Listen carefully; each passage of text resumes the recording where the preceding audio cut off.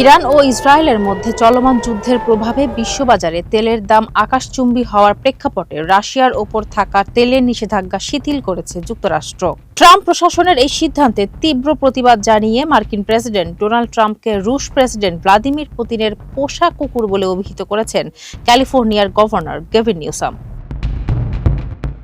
12 March বৃহস্পতিবার মার্কিন treasury বিভাগ জানায়, জ্বালানি সরবরাহ স্থিতিশীল রাখতে বর্তমানে সমুদ্রে আটকে থাকা রুশ তেল বিভিন্ন দেশ কিনতে পারবে।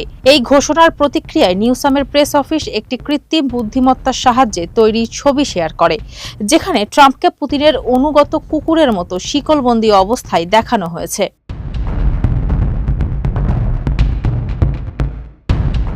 ট্রেজারি সেক্রেটারি স্কট বেসেন্ট এই সিদ্ধান্তকে কৌশলগত বলে দাবি করেছেন। তিনি জানান, ইরান যুদ্ধের কারণে তেলের দাম প্রতি ব্যারেলে $120 পৌঁছেছিল, যা বর্তমানে $100 নেমেছে। হরমুজ প্রণালীতে জাহাজ চলাচল স্বাভাবিক রাখতে এবং তেলের বাজার নিয়ন্ত্রণে এই পদক্ষেপ জরুরি ছিল। তবে নিউসাম ট্রাম্পের বুদ্ধিবৃত্তিক সক্ষমতা নিয়েও আক্রমণাত্মক মন্তব্য করেছেন।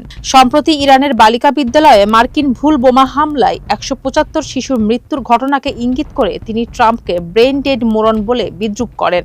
সব মিলিয়ে জ্বালানি সংকট, হরমুজ প্রণালীর অস্থিরতা এবং ভুল যুদ্ধনীতির অভিযোগে ট্রাম্প প্রশাসন এখন অভ্যন্তরীণ ও আন্তর্জাতিক মহলে ব্যাপক সমালোচনার মুখে পড়েছে।